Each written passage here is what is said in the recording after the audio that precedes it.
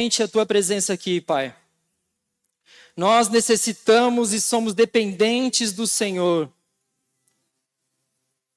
Mais da tua presença, Senhor. Quebranta cada coração. Todo o coração que chegou aqui, Pai, como uma pedra.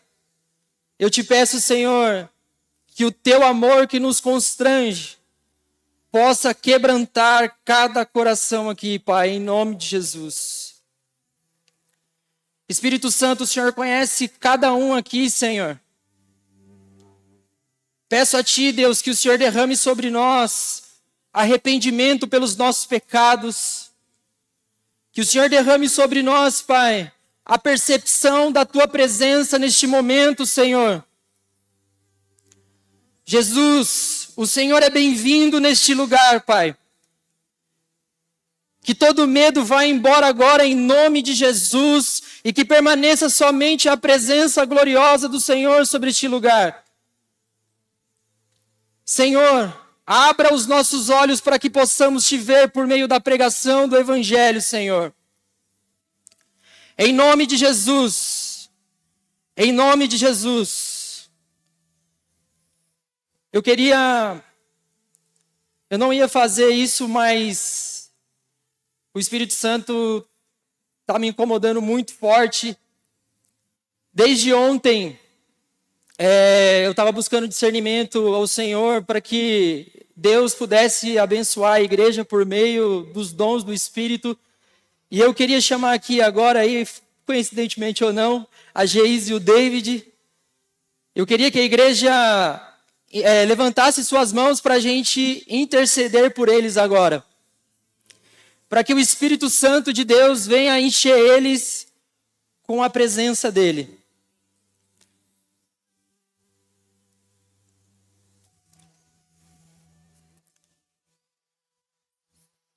Olha aqui para mim. A presença de Deus, ela é o sentido da vida. E ela é o anseio, maior anseio do nosso coração. Então não tem como a gente fazer nada nessa vida a não ser com a presença de Deus. Nós temos mania de fragmentar as coisas. Na minha vida profissional, minha vida espiritual. Mas Deus é o mesmo. Então, teoricamente, a gente vive uma vida no ordinário com a presença de Deus. Então não tem como separar. Tudo é uma coisa só para nós. E ontem em casa, veio muito a vida de vocês assim. E a impressão que eu tive era como se o Senhor quisesse tocar a vida de vocês com graça. Com muita graça. Mas não porque vocês são bons, mas porque Deus é bom. E eu sinto que essa presença ela vai trazer um refrigério ao coração de vocês. Ela vai trazer cura ao coração de vocês. Cura ao seu coração, Geisa. O Senhor está trazendo cura. Eu não sei exatamente o que houve, o que tem acontecido, mas o Senhor está trazendo cura. E eu sinto que é uma cura no seu interior.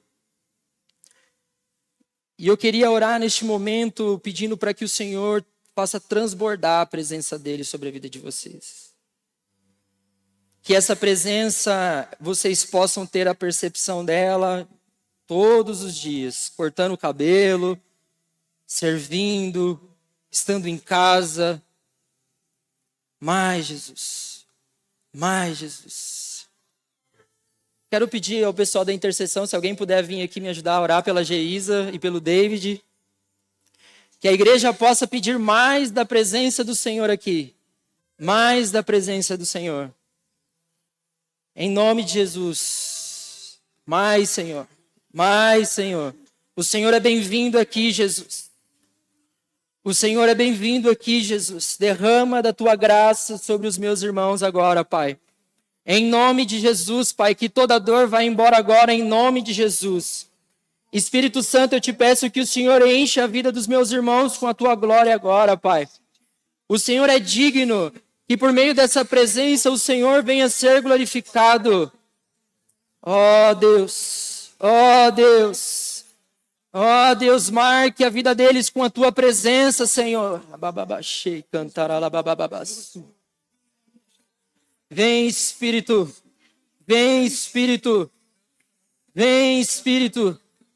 Mais da tua presença, Senhor. Toca, Senhor. Tire todo o medo agora, Pai. Oh, Deus. Que eles confiem na tua soberania, Senhor, em nome de Jesus. Amém, Senhor. Amém, Jesus. Deus abençoe vocês.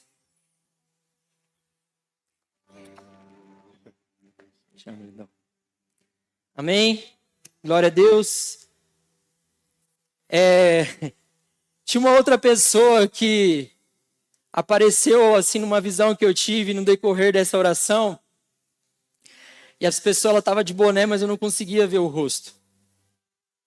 E eu creio que quando Deus ele dá uma visão para nós, não necessariamente vai ser perfeito, em 4K, aquela imagem perfeita.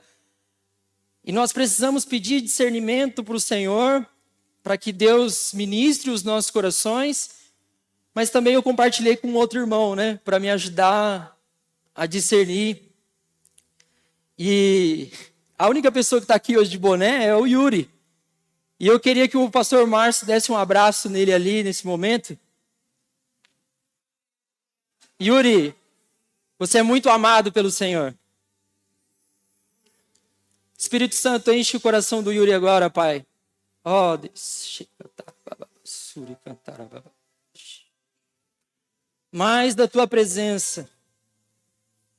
Encha mais o coração do Yuri, Senhor. Fortaleça a fé, Deus.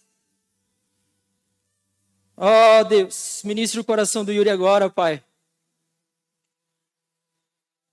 Tire todo o fardo, todo o engano do coração dele, Pai, em nome de Jesus. Em nome de Jesus. Amém, igreja? Eu creio que no decorrer dessa mensagem, eu peço que vocês sejam sensíveis à voz do Senhor. Eu tenho certeza que Deus ainda vai tocar mais pessoas aqui. Há um ambiente de graça sobre este lugar nesta manhã. Não se distraia, irmãos. Esteja atentos àquilo que o Espírito quer falar ao seu coração nesta manhã, amém? O tema dessa mensagem é as minhas expectativas.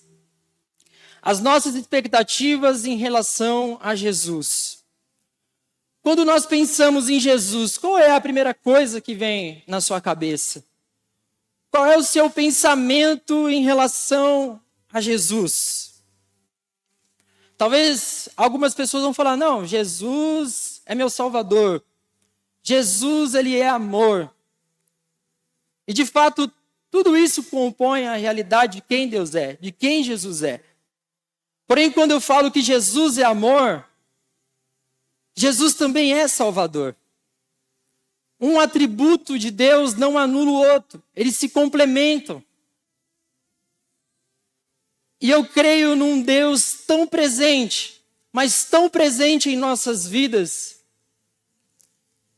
que a maneira mais clara de nós identificarmos a realidade dessa presença de Deus em nossas vidas é por meio das Escrituras. E se você perceber, é quase unânime dentro da igreja as pessoas falarem que têm dificuldade de ler a Bíblia, que elas não gostam de ler, que elas têm dificuldade, elas não conseguem entender o que a Bíblia diz. É quase unânime as pessoas dizerem isso. Mas pense comigo, irmãos. Como que isso é possível? Um Deus que nos deixou as Escrituras. Um Deus que deixou tudo detalhado a respeito das promessas que já se cumpriram e daquelas que ainda vão se cumprir. Ele deixou tudo escrito para nós.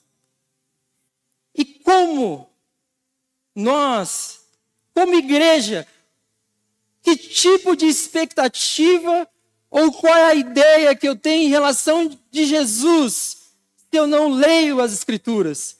Se eu não busco compreender o que está sendo dito?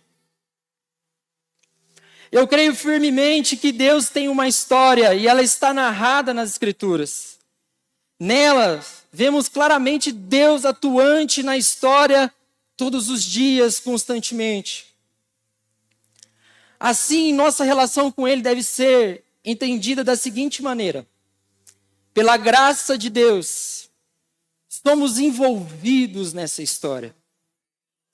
A Bíblia vai mencionar que Deus nos amou primeiro. Se Deus nos amou primeiro, Deus nos atrai para a história dele. Deus nos envolve na história dele. Prova disso é vocês estarem aqui hoje. Nós temos a ideia equivocada de que nós atraímos essa presença, de que eu posso incluir Jesus na minha história. Mas é o contrário. É Jesus nos chamando. É Jesus nos trazendo o sentido da vida. O anseio mais profundo do nosso coração é a presença de Deus. Se nós pararmos para pensar, eu vou falar por mim. Eu amo muito carro, gosto muito de carro. Sempre quando eu posso, eu estou numas corridas de carro aí. Legalmente, tá, irmãos? Não é nada ilegal. É no local específico, fechado. E meu sonho é ter um carro para competir junto lá. Não sei se eu vou ter esse sonho. E tá tudo bem. E nós temos essa ideia de que precisamos sempre cada vez mais suprir a nossa necessidade com as coisas materiais. Então, por exemplo, eu tinha um carro, eu troquei, agora eu estou satisfeito. Não, é mentira. Vai dar 6 meses, você já vai estar querendo ver outro carro. Não vai estar legal, vai estar ruim. Às vezes você vai se arrepender de ter pego aquele carro. Fala, nossa, eu podia ter esperado, pesquisado com mais calma outro veículo, né? E assim vai. Comprei um tênis caro. Vai dar 2, 3 meses, você já não vai mais querer colocar aquele tênis. Por quê? Porque a gente está sempre querendo buscar saciar aquilo que só Deus pode suprir nas coisas materiais. E nós insistimos em querer colocar Deus dentro dessa realidade. Há algo novo a ser dito aqui hoje? Claro que não. Não no sentido de uma nova revelação, porque a Bíblia ela é a mesma. Então não há nada novo em relação às Escrituras. Mas no sentido do cumprimento daquilo que Deus já revelou nas Escrituras, a palavra permanece viva e atual. Testemunhando que o Senhor continua conduzindo a história para o cumprimento de suas promessas e de seus propósitos eternos. É muito comum nós usarmos esse termo, propósito. Mas Deus tem um propósito. E qual é esse propósito? Um propósito eterno. Jesus vai voltar. Nós somos aqueles que estão fazendo parte desse período em que Jesus veio, morreu na cruz por mim e por você, amém? E glória a Deus porque Ele ressuscitou. Mas ainda há uma outra promessa. Ele vai voltar. Então, Jesus ter morrido na cruz, de nos ter dado acesso a Deus, de ter nos salvado, não é o fim em si mesmo. A história não acabou. Isso não é coisa da minha cabeça. Está aqui, ó. Está escrito aqui. E prova de que Deus está sempre atuante na história. Deus se fez carne e habitou entre nós. Vocês conseguem imaginar comigo Deus, a nossa mente, devido ao pecado, ela tem dificuldade de projetar a verdadeira identidade ou a realidade do poder de Deus. Tem como imaginar a Trindade? Não. Os próprios teólogos, eles defendem que não tem como chegarmos a uma conclusão a respeito da Trindade de Deus. Mas podemos ter um panorama, mas não uma conclusão, porque ela transcende a nossa capacidade de entendimento humano. Então, se eu pedir para vocês agora assim, pense em Deus nesse momento. Desculpe te dizer, o que você pensou ainda é pequeno, porque Deus é muito maior do que isso. Amém?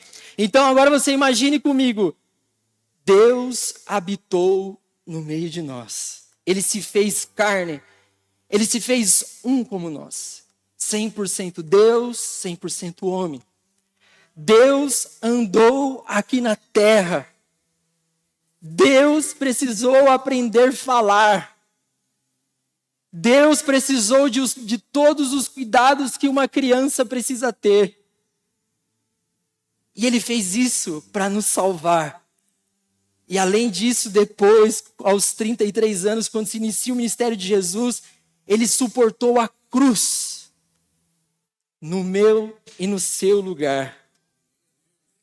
Então Deus, Ele está sempre inserido na história. Ele se fez presente em nosso meio, enfrentou nossas tentações, curou os enfermos, realizou milagres, libertou pessoas da escravidão do diabo. E maior do que tudo isso, na cruz suportou todo o peso dos pecados da humanidade. Sobre ele caiu um castigo que não lhe era devido. Ele morreu, mas ressuscitou, confirmando sua vitória. Sabe qual que é o nosso problema? Parece que às vezes como igreja, nós vivemos como se Cristo não tivesse ressuscitado. Como se Cristo não fosse voltar. Como se Deus, operando aqui hoje, realizando o anseio enganoso do meu coração, fosse o suficiente. E essa não é a realidade. E como eu disse, mas essa história ainda não chegou ao fim. Jesus voltará. Ainda não alcançamos a consumação de todas as coisas. Estamos inseridos em uma parte dessa história. É algo glorioso ainda está por vir. E toda essa narrativa que eu estou te contando aqui, ela está em um lugar. E você tem acesso a ela todos os dias. O nome dela é Bíblia. Bíblia Sagrada, as Escrituras, a Palavra de Deus, como você achar melhor. Para a gente entrar num texto, eu gostaria que você abrisse a sua Bíblia, então, no Evangelho de Mateus. Será que eu consigo beber água? Eu estou tremendo.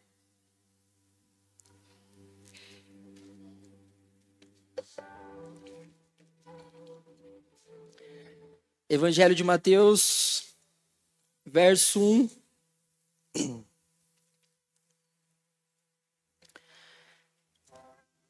Amém? Mateus 11, do 1 ao 6, nós vamos ler.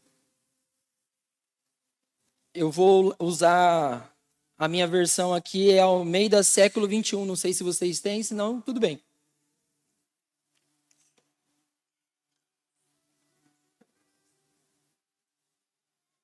Terminando de dar instruções aos seus 12 discípulos, Jesus partiu dali para ensinar e pregar nas cidades da região.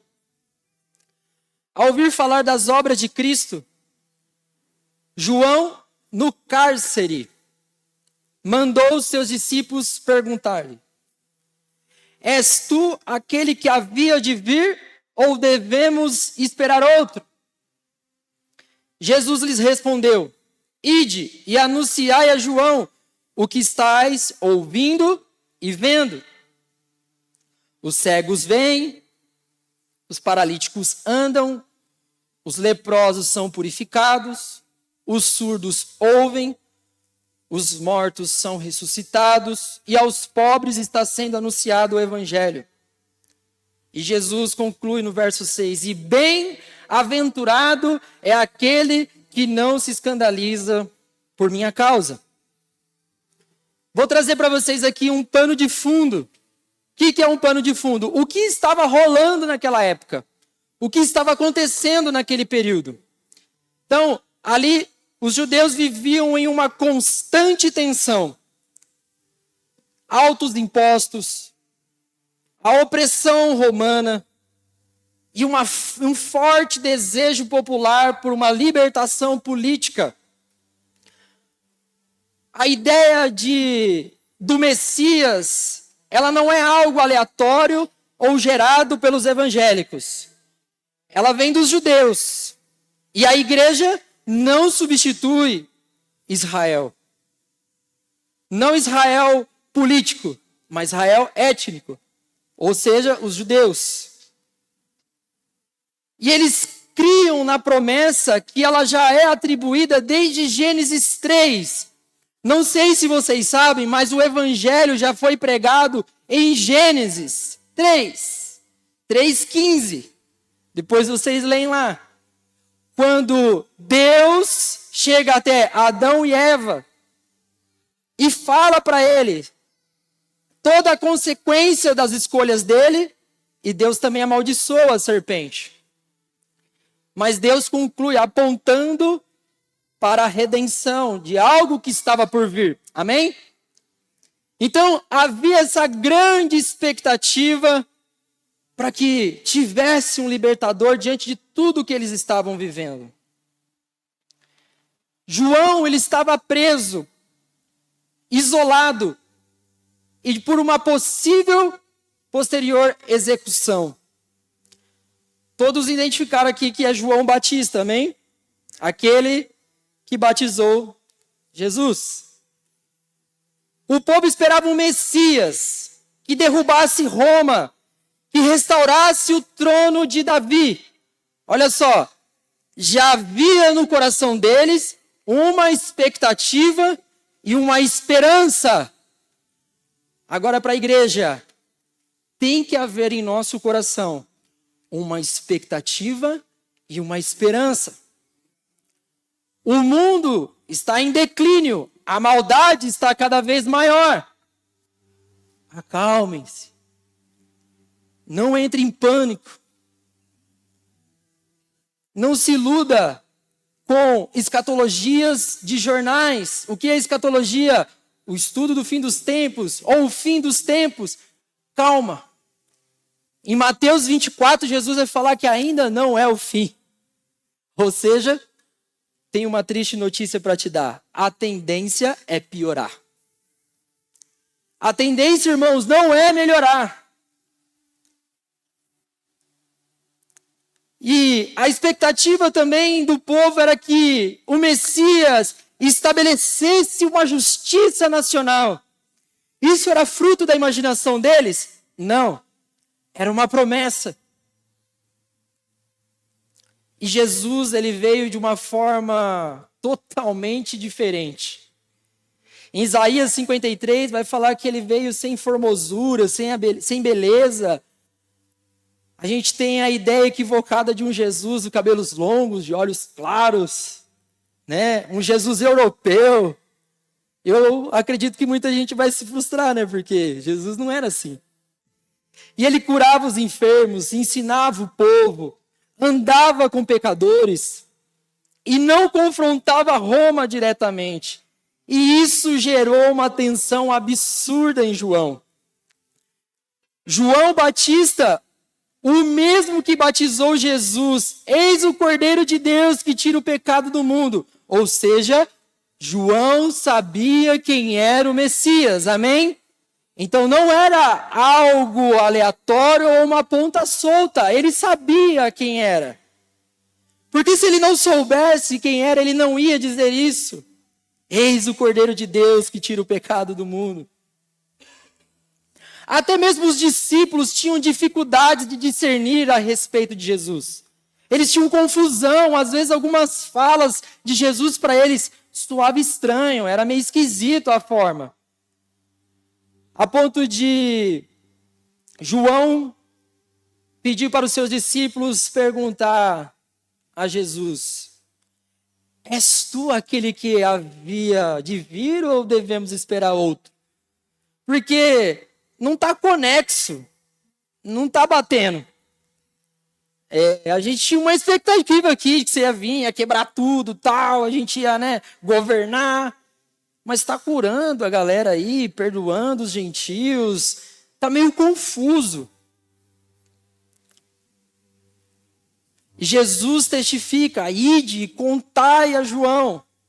Então Jesus reforça o que ele estava fazendo. É mais ou menos assim como se Jesus dissesse, é isso mesmo que vocês estão vendo. Igreja, em relação ao mundo, é isso mesmo que vocês estão vendo. Sabe, o maior erro da igreja é de gerar uma tensão e uma expectativa de que se entrar o político A, vai melhorar. Se entrar o político B, vai ficar bom. Não vai, irmãos. Pode ser até que melhore um pouco. Até deu uma equilibrada, mas vai piorar. Não quero ser o profeta do caos, mas eu só estou te dizendo o que a Bíblia diz. Amém? Segundo um comentário bíblico de Carson, que é um grande teólogo, ele fala que João estava confuso. Ele não conseguia compreender plenamente o agir de Deus dentro de suas expectativas. Embora os milagres de Jesus confirmassem sua identidade. Mas Cristo não libertou da prisão e provavelmente Deus não revelou a João que ele iria morrer ali. Assim, João envia seus discípulos para perguntar diretamente a Jesus sobre o seu papel. Essa mesma tensão, como eu mencionei, aparece nos próprios discípulos em Atos dos Apóstolos, capítulo 1, dos 6 ao 7. Os discípulos chegam em Jesus depois de ele ressuscitar e falam, Senhor, é neste tempo que restaurarás o reino para Israel? E Jesus responde, não vos compete conhecer tempos ou épocas que o Pai reservou pela sua própria autoridade. Então veja, os discípulos não estavam conseguindo entender porque eles tinham uma expectativa equivocada em relação daquilo que Jesus estava fazendo. Poxa, imagine, chegou o Salvador, esse é o nosso Messias. Aí ele morre. Mas Jesus avisou que ele ressuscitaria ao terceiro dia, mas eles esquecem. E Jesus aparece para eles, aparece aos seus discípulos, aí eles falam, pronto, resolvido o problema, agora ele vai reinar. Não. Jesus é levado aos céus. Mas, mesmo diante da tensão e da incompreensão, eles continuaram seguindo a Cristo. Amém? Presta bem atenção, eu não quero colocar aqui o que o texto não está querendo dizer. Em nenhum momento a Bíblia menciona que João abandonou Jesus. Ele só estava com dificuldade de entender. Amém? E algo que saltou muito ao meu coração, Jesus conclui dizendo, bem-aventurado aquele que não se escandaliza por minha causa. A palavra bem-aventurado, ela indica alguém verdadeiramente abençoado, que encontra alegria e paz em Deus. Então o Sermão do Monte vai falar das bem-aventuranças. Para a igreja, as bem-aventuranças, o Sermão do Monte, ela deveria ser o princípio e a caricatura do cristão. Mas a gente não vive essa bem-aventurança. Nós tentamos adaptar as boas-aventuranças. O termo escandalizar significa tropeçar, encontrar um obstáculo que leva à queda. Ou seja, poderíamos expressar o sentido do texto dessa maneira. Bem-aventurado aquele que não tropeça quando Deus foge do seu roteiro.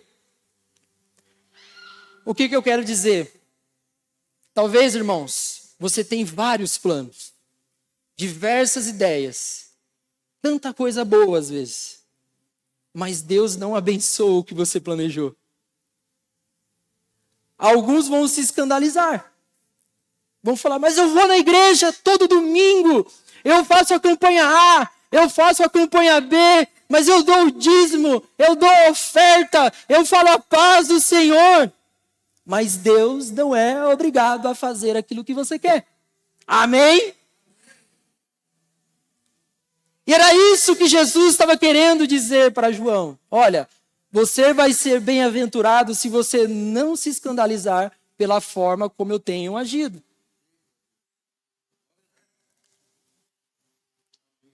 A pergunta que eu faço para vocês é: tá tudo bem no seu relacionamento com o Senhor se Ele não fizer aquele sonho? Está tudo bem se o Senhor disser não para você? Está tudo bem se Jesus falar assim para você: eu não vou te curar? Está tudo bem se o Senhor fechar a porta amanhã? Sabe por quê, irmãos? Sabe por que às vezes a gente entra num ciclo de frustração, num ciclo de decepção? Porque nós temos os nossos olhos num Jesus errado. Parece absurdo, né? Diante disso, precisamos fazer uma pergunta. Qual é a nossa expectativa em relação a Jesus? Eu quero que você responda neste momento. Qual é a sua expectativa em relação a Jesus? O que você espera de Jesus? Será que você espera de Jesus que Ele te dê um carro novo? Uma casa nova? Jesus pode fazer isso? Pode.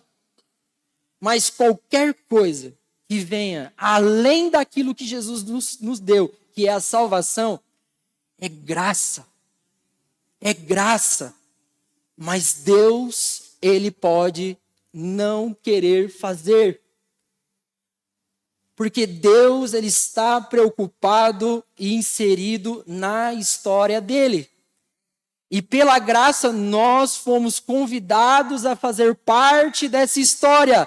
E não Deus fazer parte da sua história e dos seus planos. Essa é a realidade do Evangelho.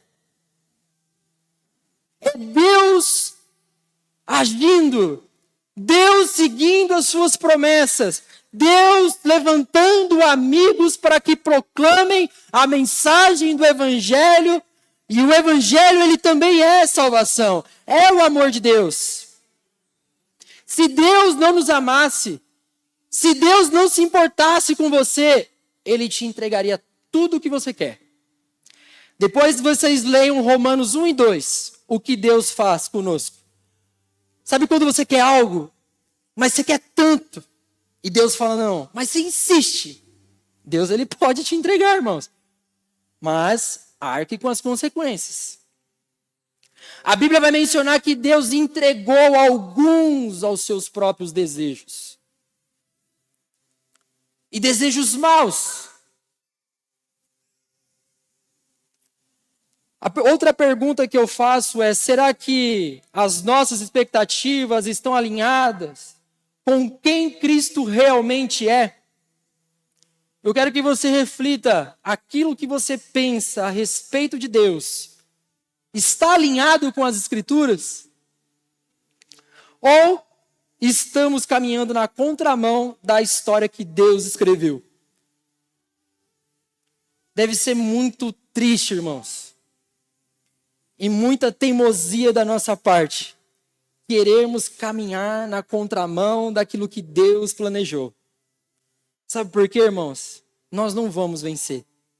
Vai ser árduo. Vai ser doloroso. Vai ser frustrante.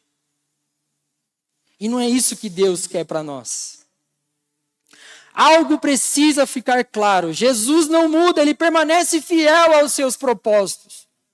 Então Jesus, Ele não vai mudar por causa de você. É nós que precisamos pedir graça para o Senhor, para que sejamos transformados segundo a palavra dEle. Mas a gente tem a ideia de que a gente pode convencer ou mudar o coração de Deus. Pense comigo, quando Jesus foi transformar água em vinho, Maria disse aos serviçais: fazei tudo conforme ele vos disser. Eu vou usar esse parâmetro, mas a Bíblia não menciona. Eu acredito que os serviçais não questionaram a Jesus. Por quê? Foge da lógica, né? Transformar água em vinho. E o que eles fizeram? Seguiram tudo conforme Jesus havia lhe ordenado. E o que aconteceu? Transformou água em vinho. Então, nós precisamos, como igreja, entender que Jesus ele não vai mudar por causa de você. Jesus ele permanece fiel ao Pai. Amém? O grande risco da nossa vida é acreditar em muitas coisas religiosas, mas não confiar verdadeiramente em Cristo. Aqui está o grande perigo dentro da igreja. Por quê? Às vezes a gente tem 10, 15, 30, 40, seja quantos anos for, irmãos. Mas o nosso risco é de estarmos crendo em um Deus com D minúsculo. Seguindo a nossa imaginação. A nossa mente ela é tão mal, mas tão mal, que nós temos a condição de criarmos um Deus que não existe. Mas nós estamos aqui todos os domingos, acreditando que estamos adorando um Deus verdadeiro. Um Deus das Escrituras. Olha o risco. Imagina você ficar 30 anos acreditando em tudo, mas menos em Deus. Não é ruim isso, irmãos? Não é frustrante? E muitas das vezes a gente cria esse Deus, um ídolo, que existe apenas para atender a nossa demanda. Apenas para corresponder com as nossas necessidades. Quero citar aqui alguns grandes homens de Deus. Um deles vai dizer o seguinte: o coração do homem é uma fábrica de ídolos. Se nós não tomarmos cuidado e não submetermos o nosso coração à palavra de Deus, ao Espírito Santo de Deus, a tendência, irmãos, é de nós, dia após dia, semana após semana, fabricarmos ídolos no nosso coração. Um outro grande homem de Deus, Tozer, vai dizer o seguinte: nossa concepção verdadeira sobre Deus pode estar soterrada sobre o entulho de nossas religiosas convenções. Talvez, irmão, a verdadeira concepção, o verdadeiro entendimento que você tem sobre Deus, ele pode estar soterrado dentro do seu coração. Por quê? Porque não saiu como você planejou. Porque não saiu como você esperava. Aí você vai lá e cria um Deus. Você fala assim: ah, mas eu não creio assim. Irmãos, desculpe o termo, mas Deus ele não está preocupado com a sua opinião. Nem com a sua e nem com a minha. Deus ele está preocupado de que nós possamos prosseguir em conhecer a verdadeira realidade do reino e de quem Ele é. Ainda que nós possamos dedicar a vida inteira buscando conhecer o Senhor, ainda assim não será o suficiente. Por quê? Porque Deus é eterno. Teremos a eternidade para conhecer Deus por completo. Outra frase. Visões rasteiras de Deus destrói o evangelho de quem as possui. Irmão, se você tem uma visão rasa de Deus, é como se você estivesse destruindo o verdadeiro evangelho. O coração idólatra presume que Deus é diferente de quem Ele realmente é.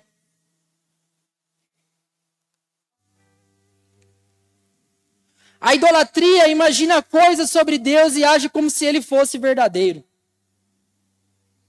A idolatria imagina coisas sobre Deus e age como se aquilo fosse verdadeiro. Estão me entendendo, irmãos? Faz sentido isso para vocês ou só para mim?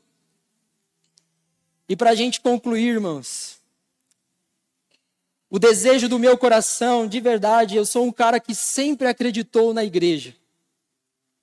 Eu sempre amei a igreja. Eu não acredito num Deus que age por fora da igreja. Deus tem um propósito na igreja que é despertar ciúmes em Israel. Romanos 11. A pergunta que eu faço é: que tipo de igreja que nós temos tornado? Uma igreja que é alinhada com as Escrituras? Que Deus nos conduza como igreja a sermos verdadeiramente bem-aventurados, mesmo quando tudo parece confuso, mesmo quando Deus não corresponde às expectativas que criamos, mesmo quando não entendemos o que Ele está fazendo. João não estava entendendo. Irmão, João Batista, aquele que batizou Jesus. Você também pode, às vezes, não entender o que Deus está fazendo. Mas seja bem-aventurado. Confia no Senhor. Que possamos permanecer fiéis, permitindo que o Espírito Santo, irmãos, Jesus nos enviou o Consolador. Nós temos a pessoa do Espírito Santo todos os dias. E o Espírito Santo é quem nos santifica. O Espírito Santo é quem nos molda a sermos cada vez mais parecidos com o Senhor. Sabe qual é o outro problema, irmãos? Muitas das vezes, o Espírito começa a santificar as nossas vidas e nós achamos ruim. Deus nos submete ao sofrimento. Deus nos submete a dias difíceis. E nós achamos que é o diabo. Não, irmãos. Deus nos coloca no sofrimento para nos colocar no lugar de vulnerabilidade. Para nos mostrar que nós não temos controle de nada. Você não tem o controle nem no dia de amanhã, irmãos. Nós não temos, mas o Senhor tem. Que possamos permanecer fiéis, permitindo que o Espírito Santo nos santifique e nos conduza cada dia mais para dentro daquilo que Deus está realizando em nosso tempo. Irmãos, quando o Espírito Santo nos santifica, nos molda, nos aperta, dói. É porque Ele quer nos colocar dentro do verdadeiro propósito eterno, ou seja, de estarmos inseridos naquilo que Deus está fazendo hoje.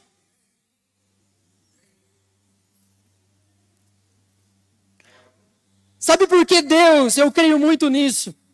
O que é um avivamento, irmãos? Um avivamento, na minha compreensão, ele não é jovens pulando, correndo para lá e para cá. O avivamento é quando Deus, com a sua presença gloriosa, Ele muda-se para uma cidade.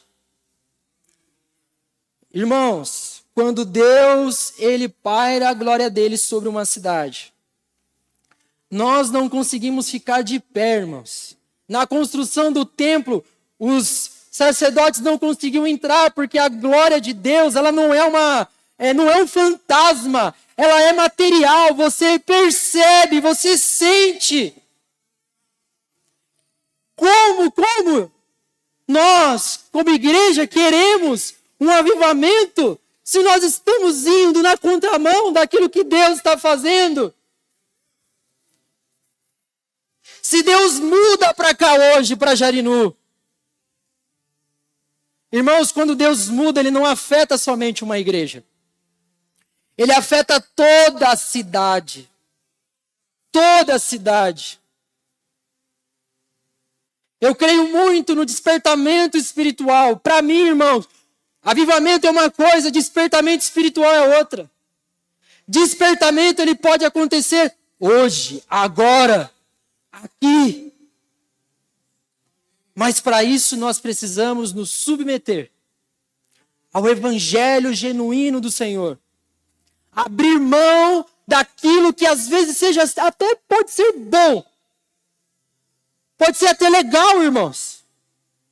Não é pecado necessariamente. Mas talvez será necessário nós abrirmos mãos. Irmãos, eu creio muito que Deus, Ele nos chama não somente como corpo de Cristo, mas eu creio que Deus também nos chama como indivíduos. Ou seja, você é um indivíduo diante de Deus. Nós estamos aqui como um corpo de Cristo, mas você tem as suas responsabilidades diante de Deus. Então, não só como um corpo, não só como igreja, mas individualmente, no seu secreto. E algo que queima muito no meu coração, irmãos. Deus age por meio da sua igreja. Igreja, irmãos, é isso aqui. Desculpa a minha interpretação, mas é comum as pessoas falar, eu sou a igreja. Não! Você não é a igreja. A igreja é um conjunto de pessoas. Você sozinho como indivíduo é um membro do corpo. A igreja é quando todos nós estamos juntos, como um só corpo. E o Cristo é a cabeça da igreja.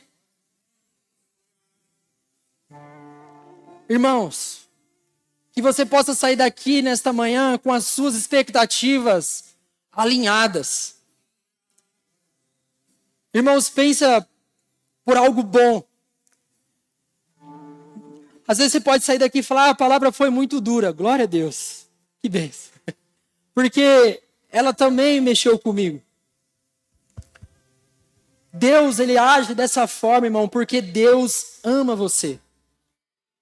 Se Deus não te amasse, irmãos, como eu disse aqui no começo, Ele não ia se importar com a vida que você leva. Então, até nisso, veja a graça de Deus. Amém? Eu queria que nesse momento nós pudéssemos honrar a presença do Espírito Santo que está aqui. Irmãos, a minha esposa está aqui, a Carol, e eu compartilhava com ela as 2 semanas.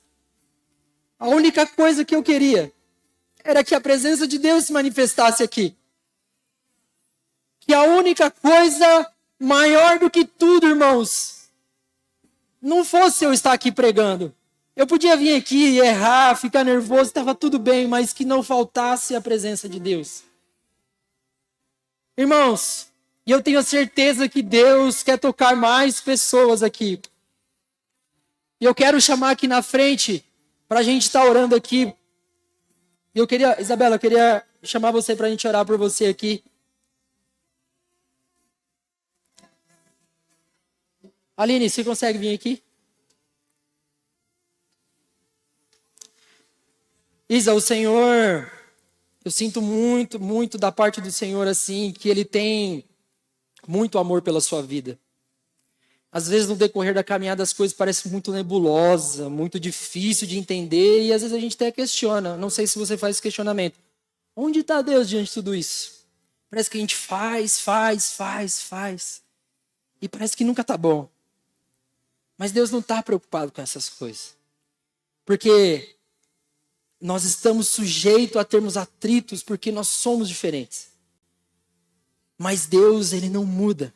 O amor de Deus, como eu disse aqui, Ele é muito grande. E no decorrer dessas semanas eu orava pedindo para Deus me dar graça de compartilhar algo e me veio você também. Como se Deus quisesse trazer a paz que excede todo entendimento para o seu coração. O mundo pode estar do avesso, mas Deus está firme. E Ele olha para você. Deus não olha para você de uma forma diferente. Deus, Ele olha para você com olhos de amor. Eu tenho a sensação, Isa, talvez isso não faça sentido para você e está tudo bem, de que Deus ainda Ele vai te usar muito. Não só aqui na plataforma, no púlpito ou lá embaixo, mas como uma mulher. Uma mulher de Deus. Como uma esposa, como uma amiga e como uma filha. Porque eu tenho certeza que seus pais têm orgulho de você. Eu chamei minha amiga Aline aqui, que ela vai orar por você, amém? Pode orar por ela. Irmãos, se você tem fome e sede da presença de Deus, se faz muito tempo que você não é tocado pela glória do Senhor, eu queria que você fosse intencional neste momento e viesse aqui à frente. Eu queria que você não dependesse de alguém para tocar sobre a sua vida, mas que você pudesse ter a própria experiência de ser cheio da presença de Deus neste momento. Eu queria que você pudesse, neste momento, se desligar de tudo que está ao seu redor, dos problemas, que eu sei que todo mundo tem bastante, eu também tenho. Mas esse é um momento em que nós vamos ser tocados pelo Senhor. Irmãos, tudo que eu disse aqui, além da graça de Deus de ter essa mensagem alcançada sobre sua vida, se você não tiver a graça e a presença do Espírito Santo, não tem como você viver a realidade do Evangelho pelas forças dos seus próprios braços. Você precisa do Espírito Santo de Deus. Você precisa do toque do Espírito Santo de Deus. Amém? Vou estar orando, eu vou pedir para o pessoal apagar as luzes. E vou começar a orar pedindo para que o Senhor quebrante o seu coração. Que você sinta a vontade de ficar sentado, em pé, de vir aqui na frente. Se você quiser, de repente, receber uma oração, a gente ora por você. E eu creio também que seja um ambiente propício para a cura. Para a cura. Amém? Pai, em nome de Jesus, eu oro pela sua igreja, Senhor. Pedindo a Ti, Espírito Santo, venha sobre cada um aqui, Senhor. Alinhe as expectativas da Tua igreja, Pai. Alinhe as expectativas da Tua igreja, Senhor. Perdoa, Senhor, pela nossa ignorância. Libera do Teu Espírito sobre este lugar, Jesus. Libera do Teu Espírito sobre este lugar, Jesus. Oh, Deus. Oh, Deus. Jesus não deve nada. Libera dons do Espírito neste momento, Pai. Libera dom de línguas aqui agora, Senhor. Libera dom de curas. Libera, Senhor. Dons do Espírito agora, Pai. Edifique a Tua igreja. Mais, Jesus. Mais, Jesus. Rababassore cantar bacala mandara babashu bandalabas. Leve ao primeiro amor. Abro o meu coração a Ti. Da Tua presença, Jesus.